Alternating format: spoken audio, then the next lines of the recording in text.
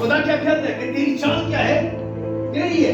میں بدعت کروں تو ایسے پاسبانوں کے جو لیپ ٹاپ کے آگے بیٹھے رہتے ہیں وہ کوئی گھڑی رکھ لے اپنے لیے جو ان کو سکھا سکے.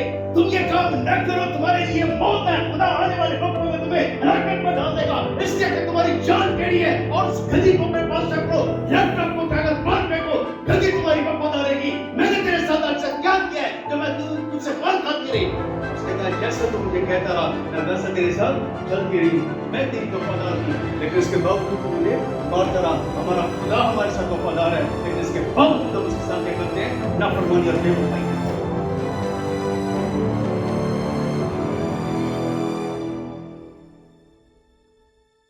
سلامتی ہو. کلام خدا کو کھولیے, پرانے نامہ میں سے آ جاؤ.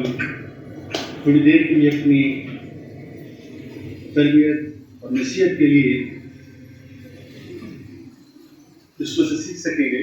گنتی کی کتاب نکالیے, باب نمبر 6 آیت نمبر 22 سے آیت نمبر 27 تک. پرانے نامہ میں سے گنتی کی کتاب 6 باب 22ویں آیت سے 27ویں آیت تک. اور خداوند نے موسیٰ سے کہا کہ ہارون اور اس کے بیٹوں سے کہہ کہ تم بنی اسرائیل کو اس طرح دعا دیا کرنا, تم ان سے کہنا خداوند تجھے برکت دے اور تجھے محفوظ رکھے. خداوند اپنا چہرہ تجھ پر جلوہ گر فرمائے اور تجھ پر مہربان رہے. خداوند اپنا چہرہ تیری طرف متوجہ کرے اور تجھے سلامتی بخشے. اس طرح وہ میرے نام کو بنی اسرائیل پر رکھیں, اور میں ان کو برکت بخشوں گا. کلام خدا کا پڑھا اور سنا جناب سب کے لیے باعث برکت ہو. آمین. ہاللیلویا. زور سے ہاللیلویا. ہاللیلویا. اسی کے جلال کے لیے زوردار تالیاں بجائیے. لوگ یہ خدا کو قابل قبول نہیں ہے. اس کے وسع میں, اس کی حضوری میں کلام خدا کو سنیے, اور جیسے جیسے آپ خدا کی آواز کو سنتے چلے جائیں گے, رب العالمین اپنے آسمان کو کھولے گا اور اپنے بیٹے یسوع کے نام کے وسیلہ سے ہمیں اپنی انگنت نعمتوں سے معمور کرتا جائے گا. آمین. ہاللیلویا. یہ خوبصورت دعا جو گنتی کی کتاب میں خدا اپنے بندہ موسیٰ اور ہارون کو یہ کہتا ہے کہ تو میری قوم اسرائیل کو اس طریقے سے دعا دیا کرنا. گنتی کی کتاب کا اگر تفسیری جائزہ لیں تو اس کے بڑے خوبصورت مرکزی خیال ہیں جو مجھے اور آپ کو دور حادثے کی کلیسیوں اور پاسبانوں کو خدا کی انگنت نعمتوں سے معمور کرتے ہیں. خدا کے خادموں کی, خدا کی کلیسیا کی بڑی گہر طور پر تربیت کرتے ہیں, لیکن تربیت حاصل کرنے والی روح کا ہونا ضروری ہے.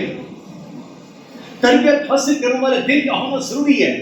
ایسے کام جو کلام خدا کو سنے اور کانوں کے ذریعے سے خدا کی آواز کو اپنی روح کے اندر اتارے, اور فرما برداری اور برکات کا جو مرکزی پہلو ہے اس گنتی کتاب کے اندر وہ ہماری نسلوں کے اندر منتقل ہو اور ہم خدا کے جلال کا باعث بنتے چلے جائیں. پہلا جو مرکزی خیال گنتی کی کتاب کے اندر ہمیں نظر آتا ہے, اس کے ٹائٹل سے آپ اندازہ لگا سکتے ہیں. گنتی کی کتاب.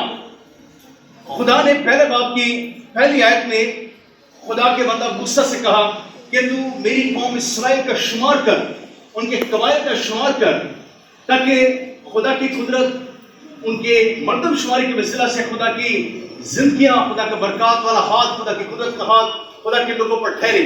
نمبر 2, 7ویں باب کے اندر خیمہ اجتماع کی مخصوصیت کا خوبصورت مرکزی خیال بیان کیا گیا ہے.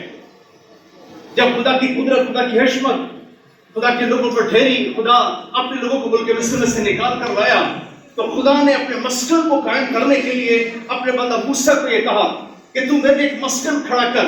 اور جب وہ خدا کا مسکن بن گیا, خدا کی حضوری وہاں پر آ گئی, تو کلام خدا میں لکھا کہ خدا اپنے لوگوں کے ساتھ ہم کلام ہونے لگا. خیمہ اجتماع کی مخصوصیت پہلی آیت, 7ویں باب کی پہلی آیت, اور 7 باب کی آیت نمبر 89 89 اس کو کہتے ہیں، پھر اس کو پڑھیے۔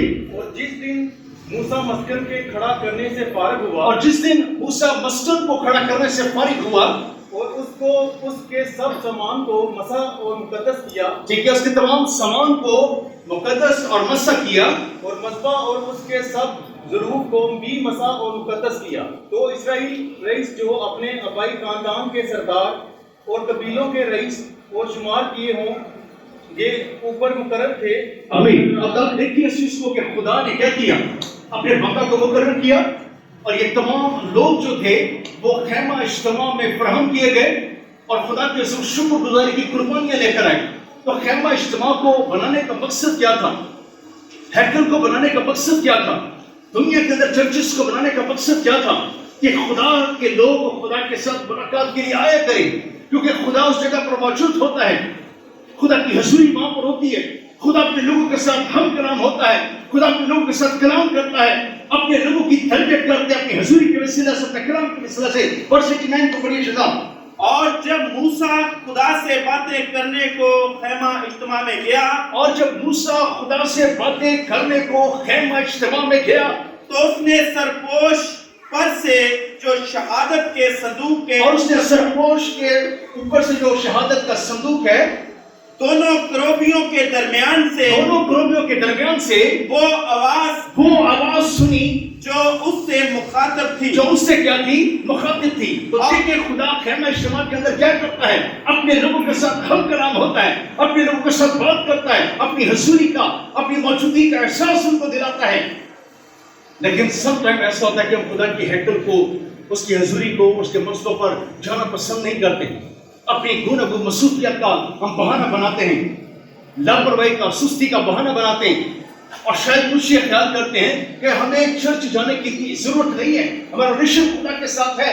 وہ اپنے ایمان پر، اپنے خدا نے ساری پر زیادہ انحصار کرتے ہیں اور سمجھتے ہیں کہ ہم جیسے چل رہے ہیں وہ زیادہ بہتر طریقے کار ہے۔ لیکن خدا کیوں خیمہ اجتماع کو بناتا ہے؟ خدا کیوں ہیکل کو بناتا ہے؟ کیوں خدا چرچز کو بناتا ہے؟ تاکہ خدا کی کلیسیا، خدا کے لوگ اس کے مسئلوں پر فراہم ہو کر اس کے نام کو جلال دیں اور اس کی حضوری کا احساس کریں، اپنے وقت کی قربانی، اپنے حقوق کی قربانی، اور جو زندگی کی نعمتیں خدا ان کو عطا کرتے ہیں وہ خدا کی ملاقات میں خدا کے مسئلوں پر اس کو پیش کریں۔ لیکن دور حسن میں ہماری کلیسیوں کے لیے یہ بڑی مشکل بات ہے کہ وہ خدا کے مسئلہ اور خدا کے گھر کی طرف رخ کر سکیں۔ تیسرا جو مرکزی خیال دین کی کتاب کا ہے وہ ہے کاہنوں کا مقام عزت۔ کاہنوں کو کیسے ہمیں عزت دینی ہے؟ وہ کاہن جو ہماری سوچ کے مطابق ہے، وہ کاہن جو ہمارے فائدے کی بات کرتے ہیں، وہ کاہن جو ہمیں خوش کرنے کی بات کرتے ہیں، جو کلیسیا کے اندر رچ پیپلز کی، خاندان فیملیز کی خوشامدیں کرتے ہیں، وہ ہماری نسل پر معتبر ہیں، یا وہ لوگ جن کو خدا بلاتا ہے، یا وہ لوگ جن کو خدا چنتا ہے، یا وہ خادم جن کو خدا مخصوص کرتا ہے، مقدس کرتا ہے، تاکہ وہ خدا کے فیصلوں پر کھڑے ہو کر خدا کے لیے اپنی خدمت کو سرانجام دے سکیں۔ خدا کاہنوں کی عزت کی بابت گنتی کی کتاب اس کے 18ویں باب میں آپ دیکھیے، بڑا خوبصورت اگلے جو 2-3 نکات ہیں وہ بڑے خوبصورت ہیں۔ گنتی کی کتاب 18ویں باب کے نمبر 8 اور 9 کو پلیز پڑھیے ذرا، تاکہ آج ہم اس بات کو سمجھ سکیں کہ خادموں کا، کاہنوں کا جو مقام عزت ہے وہ کہاں تک میری نسل میں معتبر ہے، اور میں کہاں ان کو اپنی زندگی کے اندر زیادہ معتبر سمجھتا ہوں۔ 18ویں باب کا یہ آیت نمبر 8 اور 9 پڑھیے پلیز ذرا۔ پھر خداوند نے ہارون سے کہا، دیکھ میں نے بنی اسرائیل کی سب پاک چیزوں میں سے، ٹھیک ہے، اٹھانے کی قربانیاں تجھے دے دی، میں نے ان کو تیرے ممسوح ہونے کا حق ٹھہرایا، را کر تجھے اور تیرے بیٹوں کو ہمیشہ کے لیے دیا، اور وہ تجھے اور تیرے بیٹوں کو ہمیشہ کے لیے دے دیا۔ یعنی کہ خدا مقرر کرتا ہے ایسے پاسبانوں کو، ایسے کاہنوں کو جو خدا کی طرف سے بلائے گئے، پاک کیے گئے، مقدس کیے گئے۔ خدا کہتا ہے کہ میں نے وہ تمام قربانیاں جو میرے مسلوں پر چڑھائی جاتی ہیں تجھے اور تیری نسلوں کو آئندہ کے لیے، ہمیشہ کے لیے دینی ہیں۔ سب سے پاک چیزوں میں سے جو کچھ آگ سے بچایا جائے وہ تیرا ہوگا۔ آمین۔ اب آپ دیکھیے ذرا 21ویں آیت سے 23ویں آیت تک، 18ویں باب کے آیت نمبر 21 سے، اور بنی لاوی کو اس खिदमत के मुआवजा में और बनी लावी को उस खिदमत के मुआवजा में जो खैमा इज्तिमा में करते थे, जो खैमा इज्तिमा में वो खिदमत करते थे, मैंने बनी इसराइल की सारी दय यकीन, मैंने बनी इसराइल की सारी दय यकीन मैरूसी हिस्सा के मारूसी हिस्सा के तौर पर दी। उनको दे दिए। यानी कि वो लोग जो खुदा के मुस्तफा पर खुदा के घर की खिदमत करते हैं, वो और कोई काम नहीं करते। तो इसराइली कौम के लिए हुक्म किया, 11 कबाइल के लिए हुक्म किया जिनका शुमार पहले बाप में किया गया, जिनको खुदा मस्कर में जमा करता था कि वो उसके साथ मुलाकात करें, वो काहिनों की इज्जत, काहिनों का एहतराम, काहिनों की बुजुर्गी को कैसे अपनी जिंदगी के अंदर रखें, उनका गुजर औकात कैसे हो।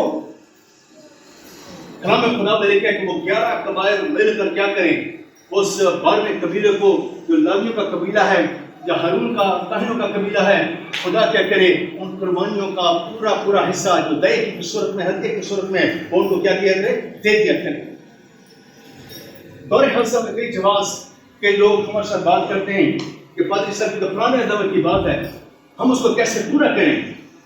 नए अदावत के अंदर भी दया की सवाल और जवाब हैं, पुराने अहदनामे के अंदर भी ये बातें सारी लिखी हुई हैं। और जब हम पुराने अहदनामे की बात करते हैं, कि पुराने अहदनामे की बातें मसीह के वजह से हमारी जिंदगी के अंदर पूरी होती है, नबूवती कलाम, मुकाशफती कलाम हमारी जिंदगी के अंदर पूरा होता है, तो क्या सबब है कि हम धैर्य के समर्पित पहलू को अपनी जिंदगी के अंदर लेना कबूल नहीं करते। कलाम खुदा हमें क्या समझाता और क्या सिखाता है। एक पासवान, एक काहिन जो खुदा के मसलों पर रहकर खुदा के मसबा की, खुदा की कलीसिया की खिदमत गुजारी का काम अंजाम देता है, उसकी ज़रूरत के मसाइल कैसे पूरे किए जाएं, कौन उसके मसाइल को पूरा करेगा। कलीसिया की बाबत यहाँ पर 11 कबाइल मिलकर क्या करें, क्योंकि खुदा कहता है कि मैं 11 कबाइल को उनकी मिरास से मामूल करूंगा। इसराइल के अंदर उनकी प्रॉपर्टीज हैं, इसराइल उनके अंदर जायदाद है, लेकिन बाद में कबीले की मैं खुद मिरास हूँ। और ये 11 कबीले क्या करें, वो 12वें कबीले को पूरी दया की देना जरूरी समझे। लेकिन हम क्या करते हैं दया की बाबत, मलाकी के सिलसिले में अब चले जाइए, सम टाइम हम खुदा को ठगने से बाज नहीं आते, खुदा के साथ झूठ बोलने से बाज नहीं आते, खुदा के कलाम को अपनी जिंदगी के अंदर अव्वल दर्जा देने से हम कतराते हैं और कोशिश करते हैं। बहुत सारे ऐसे काम जिसका हमारे दुख के साथ बयान करना पड़ता है कि हम खुदा को देना पसंद ही नहीं करते। वजह क्या है कि शायद हमारा रिलेशन खुदा के साथ ऐसा है नहीं। लेकिन कलाम खुदा हमें क्या समझाता है, गलतियों का खत दिखाइए, किताबों में से पढ़िए जरा, गलतियों का खत 6 बाब नंबर 6 के अंदर, कलाम की तालीम पाने वाला, कलाम की तालीम पाने वाला, तालीम देने वाले को, तालीम देने वाले को सब अच्छी चीजों में शरीक करे। सब अच्छी चीजों में क्या करे, जोर से बोले, क्या तालीम पाने वाला, तालीम देने वाले को क्या करे वो। ये मुश्किल सवाल है, एक मुश्किल ख्याल है कि जो तालीम आपको यहाँ पर खड़े होकर दे रहा है, आपका ताल्लुक किसी भी चर्च के साथ हो, लेकिन जिस चर्च में, जिस मसबा पर आप खुदा के घर में, खुदा के मस्कन में, जहां पर बैठकर आप खुदा की तालीम को हासिल करते हैं, जो तालीम दे रहा है उसकी ज़रूरियात क्या है, उनके मसाइल क्या है, उनके मसाइल क्या है, कभी गौर किया आपने। ये बड़ा मुश्किल है। खादम लोहे के बने होते हैं, पत्थर के बने होते हैं, वो ना बीमार होते हैं, ना उनकी कोई जरूरत होती है, ना उनके मसाइल होते हैं, क्योंकि वो लोहे पत्थर के बने में खादम है।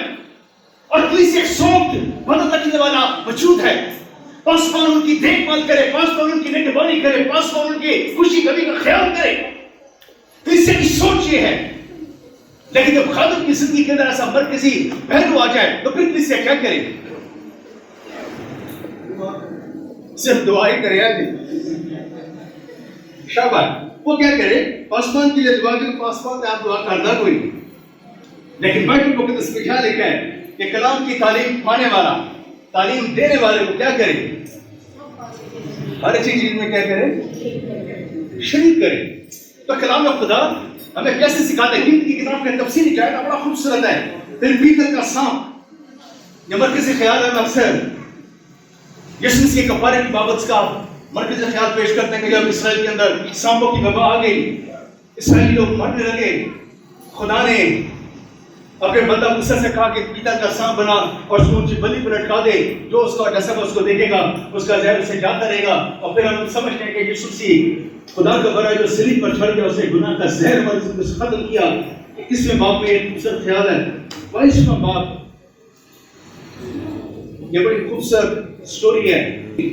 ये पासवानों की बात है।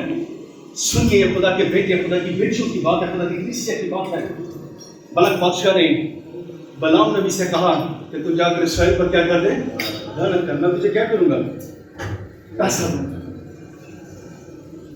دور حاضروں میں بہت سارے خادم پیسے کی لالچ میں جو خادم ہے بھی نہیں جن کی کوئی بلاہٹ نہیں ہے جن کی کوئی خدمت نہیں ہے جن کو خدا بلاتا نہیں ہے پیسے کے لالچ کے اندر وہ عجیب و غریب حرکتیں اور عجیب و غریب کام کرتے ہیں یہاں پر خدا نے بلام نبی کو منع کیا کہ تو ایسا نہ کر یہ میری قوم ہے یہ میرے لوگ ہیں اور تو اس بادشاہ کی بات کو نہ مان لیکن دوسری دفعہ پھر جب اس کو اور زیادہ لالچ دیا گیا وہ چل پڑا اپنی گدی پر سوار ہو کر غور سے آپ سنیے گا کلام خدا میں یہ ایسا مرکزی خیال ہے جو ان تمام مرکزی خیالوں پر غالب ہے اور جو ہماری مرکزی آیت ہے ان کا یہ خوبصورت جواب ہے کہ ہم خدا کے لوگ کس طرح خدا کی فرمانبرداری اور تابعداری کریں اور خدا موت وسیلہ سے ہمیں کیسے اپنی برکات سے معمول کرے کلام خدا میں لکھا ہے کہ جب وہ اپنے گدی پر سوار ہو کر اسرائیل پر لعنت کرنے کے لیے جا رہا تھا تو اس گدی نے کیا کیا آگے دیکھا کہ موت کا فرشتہ کھڑا ہوا ہے اور اس نے آگے جانے سے انکار کیا بلام نبی نے کیا کیا اس کو مارنا شروع کیا اس کو اس قدر مارا جو بیان سے باہر ہے پھر وہ اور ایک راستے سے چل پڑا لیکن ادھر بھی آگے موت کا فرشتہ کھڑا تھا اور وہ اس کو لے کر کھیت میں چلی گئی بلام نبی کو بڑا غصہ آیا اور اس کو زور زور سے مارنے لگا پھر اس نے اس کو راستے پر ڈالا اور پھر جب آگے جانے لگا تو ایک ایسے راستے میں جہاں پر نہ ادھر راستہ تھا نہ ادھر راستہ تھا اور نہ وہ ویسے گھوم سکتی تھی اس نے کیا کیا وہ بیٹھ گئی اور بلام نبی نے کیا کیا اس قدر شدت کے ساتھ اس پر ظلم کرنا شروع کیا اس کو مارنا شروع کیا جو بیان سے باہر ہے جانور کو اس نے اپنے لالچ میں اس حد تک لگے گا اس حد تک مارا اس کی سوچ کے اندر لالچ تھے اس کو سب کچھ اپنے اختیار میں نظر آتا تھا یہ جانور میرے اس حرکت میں یا جو کچھ مجھے ملنے والا اس میں یہ رکاوٹ کا باعث ہے وہ اس کو زور زور سے مارنے لگا پھر خدا کی قدرت کیسے اس جانور کے اندر ناصر ہوتی ہے یہ جانور مجھے اور آپ کو کیا سکھاتا ہے یہ جانور ہے یہ گدی ہے آپ اس میں اور اپنے آپ میں کیسے فرق محسوس کر سکتے ہیں یہ جانور ہے یہ گدی ہے ہم خدا کے بیٹے ہم خدا کی بیٹیاں ہمارے لیے کفارہ دیا گیا ہمارے لیے نجات کا ایک بھاری پہلو خدا نے اپنے کلام مقدس سے پیش کیا خدا نے اپنے بیٹے کا لہو بہا دیا ہمیں اعلیٰ مرتبہ اعلیٰ رتبہ عطا کیا ہم اس کے دوست بن گئے اس کی بیٹے بن گئے لیکن فرمانبرداری کیا ہے شاید یہ پاسبانوں کے لیے اور دور حاضر کی کلیسیوں کے لیے خوبصورت پہلو ہے جو لمبی لمبی دعائیں تو کرنا جانتے ہیں غیر زبانوں میں بات کرنا تو جانتے ہیں لیکن خدا کے ساتھ وفاداری اس کی فرمانبرداری کرنا نہیں جانتے آپ دیکھیے ذرا شاید یہ جس طرح اس نے میرے دل کو توڑا میری دعا ہے کہ خدا آپ کے دل کو اس کلام کی وسیلہ سے اور اس جانور کی وسیلہ سے توڑ دے آپ دیکھیے ذرا 24 آیت سے پھر اس پہ پڑھیے گیت کی کتاب 22واں باب ہے دیکھیے ذرا تب خداوند کا فرشتہ ایک نیچی راہ میں جا کھڑا ہوا ٹھیک ہے جو پاکستانوں کے بیچ سے ہو کر نکلتی تھی اور اس کی دونوں طرف دیوار تھی ٹھیک ہے گدی خداوند کے فرشتے کو دیکھ کر دیوار سے جا لگی اور بلام کا پاؤں دیوار سے بچایا آیت نمبر 28 سے پڑھیے ذرا تب خداوند نے گدی کی زبان کھول دی گدی کی زبان کھول دی اور اس نے بلام سے کہا میں نے تیرے ساتھ کیا کیا ہے کیا تو نے مجھے 3 بار نہیں مارا بلام نے گدی سے کہا اس لیے کہ تو نے مجھے چڑھایا کاش میرے ہاتھ میں تلوار ہوتی تو میں تجھے ابھی مار قتل کر دیتا مار ڈالتا گدی نے بلام سے کہا غور سے سنیے گا گدی نے بلام سے کہا کیا میں تیری وہی گدی نہیں جس پر تو اپنی ساری عمر آج تک سوار ہو کر سفر کرتا رہا کیا میں تیرے ساتھ پہلے کبھی ایسا کیا میں نے پہلے کبھی تیرے ساتھ ایسا کیا اس نے کہا نہیں تب तब खुदावंद ने बलाम की आंखें खोली तब खुदावंद ने बलाम की आंखें क्या कर दी? खोल दी। और उसने खुदावंद के फरिश्ता को देखा और उसने खुदावंद के फरिश्ता को देखा कि वो अपने हाथ में नंगी तलवार लिए हुए अपने हाथ में नंगी तलवार लिए हुए खड़ा है, रास्ता रोके खड़ा है। शाबाश। सो उसने अपना सर झुका लिया और उसने अपना सर झुका लिया और ऊंधा हो गया। और मुंदा हो गया। खुदावंद के फरिश्ता ने उससे कहा खुदावंद के फरिश्ते ने उससे कहा कि तूने अपनी गद्दी को 3 बार क्यों मारा? तूने अपनी गद्दी को 3 बार क्यों मारा? देख मैं तुझसे मज़ाहमत करने को आया हूँ। मैं तुझसे मज़ाहमत करने के लिए आ गया हूँ। इसलिए कि तेरी चाल मेरी नजर में टेढ़ी इसलिए कि तेरी चाल मेरी नजर में क्या है? टेढ़ी है। तो गद्दी ने कौन सी जुबान बोली?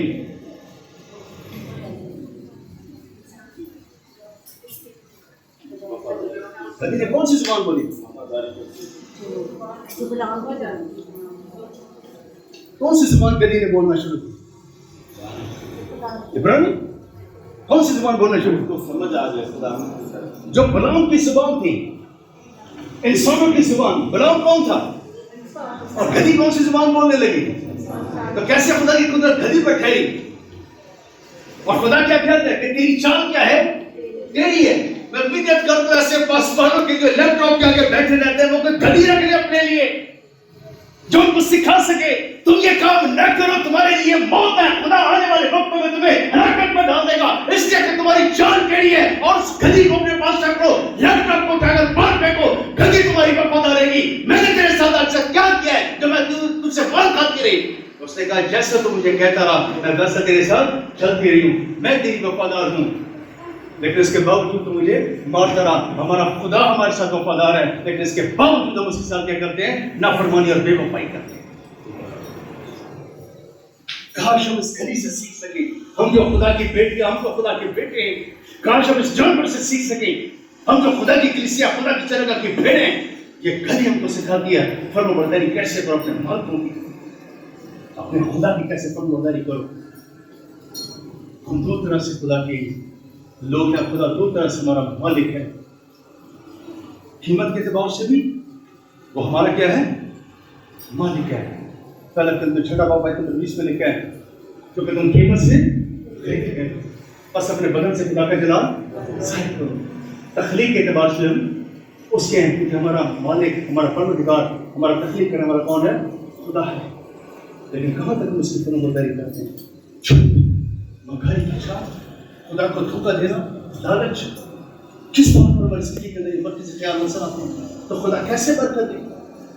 खुदा की कुदरत कैसे नजर आती है? लेकिन कलाम खुदा में ये जानवर हमको सिखाता है कि हम खुदा के फर्माबरदार बने, खुदा की ताबेदारी करें, खुदा की मखसूसियत के हवाले से, खिदमत के हवाले से, खुदा को देने के हवाले से, खुदा के बस कर लाने के हवाले से, और हर तरह के लालच और हिर्स से पाक होकर खुदा के खिलाफ हम सबक है।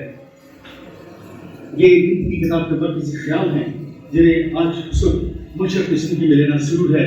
और मैं दरख्वास्त करूँगा, मिन्नत भी करूँगा कि हम जो दौरे हज़रत की कलीसिया के लोग हैं, हम खुदा के हुज़ूर उसके कलाम को अपनी जिंदगी के अंदर अव्वल दर्ज रखें। जो खुदा ने अपने लोगों से बात की, खुदा तुझे बरकत दे, खुदा तुझे बरकत दे। कितनी किताब 6 बाब की आयत नंबर 23 में बरकत कैसे मिलती है? खुदा की हुज़ूरी में आना, खुदा के मसबा पर आना, खुदा के हुज़ूर अपने होकर की कुर्बानी, वक्त की कुर्बानी, उसकी पाक हुज़ूरी में आकर खुदा की बरकत को लेना। खुदा बरकत देगा। खुदा उनको बरकत देगा जो उसकी कुर्बान उसके नज़दीक में रहते हैं, तो उसके रूप में उसकी मामूली को प्रसन्न की गुज़ारते हैं, उसकी वफादारी प्रसन्न की गुज़ारते हैं। दूसरी तबरी 6 बाब में कलाम खुदा में लिखा है कि जब सुलेमान ने अपने हैकल को बना लिया, हैकल का काम पूरा हो गया, तो लिखे कलाम खुदा में कि वो खुदा के मसबा पर खड़ा हुआ, खुदा के मिंबर पर खड़ा हुआ, अलतार पर खड़ा हुआ, और फिर वो क्या करता है? खुदा के लोगों को बरकत देता है। कहाँ से? खुदा के घर से, खुदा के मस्कन से, खुदा की हैकल से। दूसरी तबरी 6 बाब आयत नंबर 12 में देखिए अपनी जरा, खुदा को तुझको बरकत दे। और सुलेमान ने इस्राएल की सारी जमात के रूबरू सुलेमान ने इस्राएल की सारी जमात के रूबरू खुदावंद के मसबा के आगे खड़े होकर, खुदावंद के मसबा के आगे खड़े होकर अपने हाथ फैलाए, अपने हाथ फैलाए, क्योंकि सुलेमान ने 5 हाथ लंबा और 5 हाथ चौड़ा اور 3 ہاتھ اونچا پیتل کا ایک میز بنا کر صحن کے بیچ میں اسے رکھا تھا، اسی پر وہ کھڑا تھا۔ سو اس نے اسرائیل کی ساری جماعت کے روبرو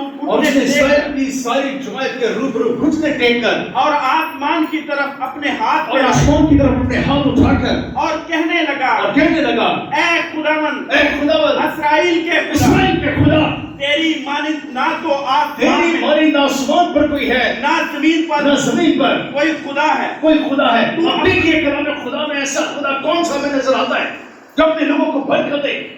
خداوند تجھے برکت دے، یا خداوند تجھے برکت کیسے دے گا؟ جب تو خدا کے بس پر کھڑا ہوگا، تیرا وقت خدا کے لیے، تیری زندگی خدا کے لیے، تیرا سب کچھ خدا کے لیے۔ جب تو خدا کے بس پر کھڑا ہو جائے گا، خدا اپنے آسمان کو کھولے گا، کیونکہ وہ زمین پر آسمان اور زمین کے اوپر اور کوئی ایسا نام نہیں ہے جو ہمیں کیا کرے؟ برکت دے سکے۔ خداوند تجھے برکت دے اور تجھے محفوظ سے رکھے۔ لیکن کتنی خوبصورت دعا ہے، خداوند تجھے محفوظ سے رکھے۔ خدا کی قدرت، خدا کی حشمت۔ میں اسے میسج میں بات کر رہا تھا کہ ایمانداروں کی زندگی کے اندر روح القدس کام کرتا ہے، وہ ان کو محفوظ بھی رکھتا ہے۔ خدا اپنے بابو کا سچا خدا ہے، وہ کبھی آپ سے دستبردار نہیں ہوتا۔ وہ مشکلات میں، آزمائشوں میں، ہر طرح کے معاملات میں وہ آپ کے ساتھ کھڑا رہتا ہے، اپنی برکات شب کو معمول کرتا ہے۔ اس کی قدرت، اس کی محبت کا ہاتھ، اس کے بیٹے یسوع کے نام، اس کے لوگوں پر ٹھہرا رہتا ہے۔ صدرک میشک اور ابدنجو کو دیکھیے، وفادار لوگ، خدا نے ان کو محفوظ رکھا۔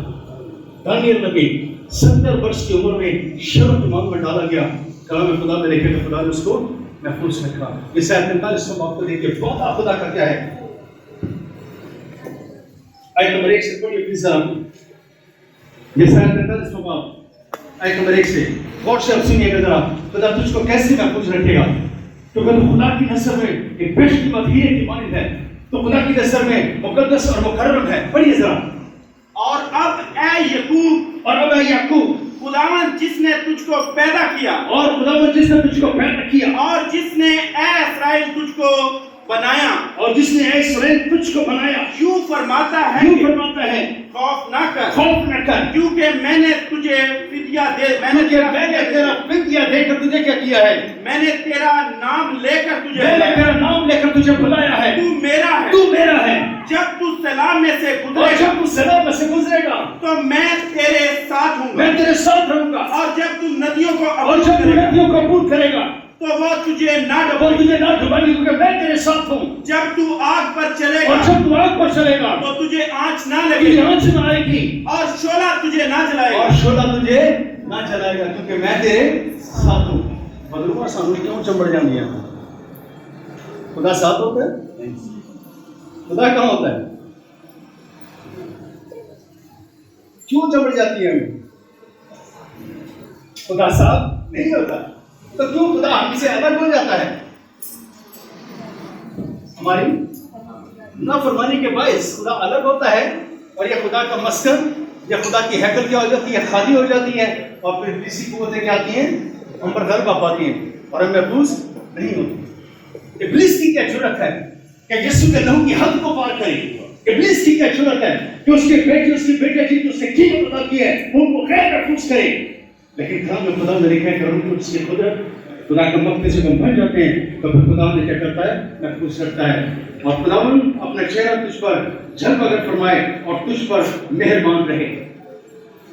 خداوند اپنا چہرہ، اس کا مطلب ہے خدا کی حضوری، خدا کی موجودگی۔ خدا کبھی ایسے خادم کے ساتھ، کبھی خدا ایسے پاسبان کے ساتھ، کبھی خدا ایسے کاہن اور کلیسیا کے ساتھ نہیں کھڑا ہوتا جو اس کے ساتھ کیا کرے؟ دو طرح کی زندگی گزارنے والے ہوں۔ یہ کلام خدا نے لکھا کہ ایک نوکر دو مالکوں کی خدمت نہیں کر سکتا، ایک کے ساتھ ملا رہے گا، کسی کو کیا کرے گا؟ چھوڑ دے گا۔ ہم ایک بھائی کی خدمت کریں گے۔ وہ چھوڑ کر کیا سکھاتا ہے؟ ساری زندگی تم ان پر صبر کرتا رہے، کبھی میں نے ایسا کیا؟ وہ کہتے ہیں نہیں۔ اب ہم خدا کے سامنے کھڑے ہو کہ خدا ساری زندگی میں تیرا وفادار رہا، میں تیری وفاداری میں زندگی گزارتے رہی، کبھی میں نے نافرمانی کی، خدا ہمارے بارے کہتے ہیں کتنی خوبصورت بات خدا ہمارے لیے کرے گا کہ خدا میں تیرے ساتھ وفاداری کے ساتھ زندگی گزار۔ میں تیرے ساتھ وفاداری گزارتا ہوں کیونکہ میں ہمیشہ تیرے چہرے کے سامنے رہا اور تیرا جلال تیری قدرت گہرے پاک پر میرے سجدوں کے اندر نظر آتی رہی. تجھے سلامتی بخشے. کلیسیا کے لیے ایک پاسمان کے الفاظ ایسے پاورفل ہونے چاہیے. کلیسیا کی سلامتی. ابھی باجی بات کر رہی تھی کلیسیا کے لیے دعا کریں. بہت ساری فیملیز چرچ آنا پسند نہیں کرتے. ہماری چرچ کی بات نہیں ہے, ہماری چرچز خالی ہیں. وجہ کیا ہے؟ لوگ خدا کے مسجد خدا کے خیموں میں جانا پسند نہیں کرتے. دونوں کو مصروفیات ان کی ایسی ان کو دبائے رکھتی ہیں. تو اپنی زندگی کے اندر اپنے وقت کو زیادہ اول درجہ دیتی ہیں, اپنے کاموں کو زیادہ فوقیت دیتے ہیں. اور اس بات کی وہ خدا کے دوستوں پر ہر اتوار ہر سبت کے دن قرآن کیے جائیں. لیکن کلام خدا ہماری تربیت کرتا ہے کہ خدا ان کی حضوری میں ہم جب آ جاتے ہیں خدا کی سلامتی خدا کی قدرت ہم پر ٹھہرتی ہے. اور جب وفاداری کے ساتھ ہم دعا کرتے ہیں تو خدا جواب دیتا ہے. یبیس کے بارے میں ہم جانتے ہیں. آپ دیکھیے درکاری کا بارے چوک ہوا آیت نمبر 9 سے آیت نمبر 10 تک. یبیس ایک ایسی زندگی جو پاسمان کو سکھاتی ہے کہ دعا کیسے کرنے کے خدا اس کا جواب دے. کلیسیا کو یہ زندگی کیا سکھاتی ہے کہ جب آپ دعا کریں تو خدا آپ کو برکت دے, آپ کو سلامتی عطا کرے. یبیس اپنے بھائیوں سے موزز تھا اور اس کی ماں نے اس کا نام یبیس رکھا. اور اس کی ماں نے اس کا نام یبیس رکھا کیونکہ کہتی تھی میں نے غم کے ساتھ اس کو جنم دیا. یبیس نے اسرائیل کے خدا سے یہ دعا کی اور یبیس نے اسرائیل کے خدا کے حضور دعا کی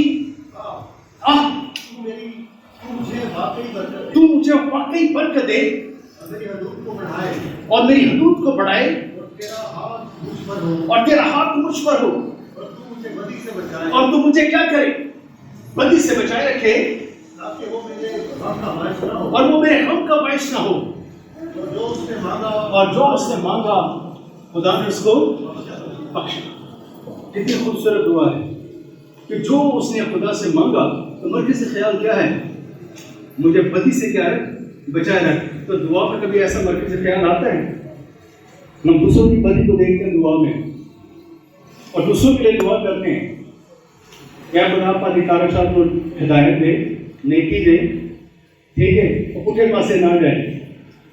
ناظرین کو شہزاد کو ان کے لیے ہم سارا کچھ دیکھتے رہتے ہیں کہ یہ غلط کرتے ہیں تو کیا کبھی اپنے لیے دعا کی کہ خدا مجھے بدی سے بچا میری راہوں کو سیدھا کر میرے وقت میں مستقیم روح ڈال دے تاکہ خدا میں اپنے راستوں کو ٹھیک کروں. لیکن یہ کیسے ہوگا ہم اپنے لیے دعا نہیں کرتے. یہ 9 باب میں آپ چلے جائیں لیکن کلام خدا میں کہ وہ فرموز اپنے اور اپنی قوم کے گناہوں کا کیا کرتا ہے اقرار کرتا ہے. اپنے اور اپنی قوم کے گناہوں کا اقرار کرتا ہے. ہم دوسرے گناہوں کو دیکھتے ہیں دوسرے کسی کو گناہوں کو دیکھتے ہیں لیکن کلام خدا کہتا ہے کہ مجھے بدی سے بچا. یبیس کہتا ہے مجھے بدی سے بچا اور جو میں نے خدا سے مانگا خدا نے مجھ کو عطا کیا. بھید کیا ہے خدا کو تجھے برکت دے خدا کو تجھے محفوظ رکھے خدا کو اپنا چہرہ تجھ پر چھت پر فرمائے اور خدا تجھے سلامتی بخشے. اس کی گہرائی کیا ہے گنتی کی کتاب سے نکل کر آپ آگے آ جائیں. یوحنا کی انجیل پڑھیے شہزاد 15 میں باب ہے اس کا آیت نمبر 5 6 اور 7 کو. اس کے بعد ہم دعا کریں گے. آپ سنیے ذرا بھید کیا ہے ان تمام مرکزی نکات کا. یوحنا کی انجیل 15 باب آیت نمبر 5 6 اور 7 اس کو پڑھیے ذرا. میں انگور کا حقیقی درخت ہوں تم میری ڈالیاں ہو. جو مجھ میں قائم جو رہتا ہے مجھ میں قائم رہے گا وہ بہت سا پھل لاتا ہے وہ بہت سا پھل لاتا ہے کیونکہ مجھ سے جدا ہو کیونکہ مجھ سے جدا ہو کر تم کچھ نہیں تم کچھ نہیں کر سکتے. اگر کوئی مجھ میں قائم نہ رہے اگر کوئی مجھ میں قائم نہ رہے تو وہ توڑ ڈالی جائے گی وہ کاٹ ڈالی جائے گی پھینک دی جائے گی اور سوکھ جاتی ہے اور پھینک دی جائے گی اور سوکھ جائے گی اور آگ انہیں جمع کرے گی اور لوگ کیا کریں گے اس کو جمع کر کے آگ میں جھونک دیں گے. مجھ سے جدا ہو تو تم کچھ بھی نہیں کر سکتے. کلام خدا میں لکھا ہے برکت دینے کے لیے خدا کی قربت میں رہنا ضروری ہے. محفوظ رہنے کے لیے خدا کی قربت میں رہنا ضرور ہے. مہربان ہونے کا مسئلہ چکنے کے لیے خدا کے حضور ہونا ضرور ہے. اور خدا اپنے سلامتی بخشے. اور کلام خدا میں لکھا ہے کہ خدا ان تمام باتوں کا جواب کیسے دے گا. میں اپنے لوگوں کو برکت دوں گا.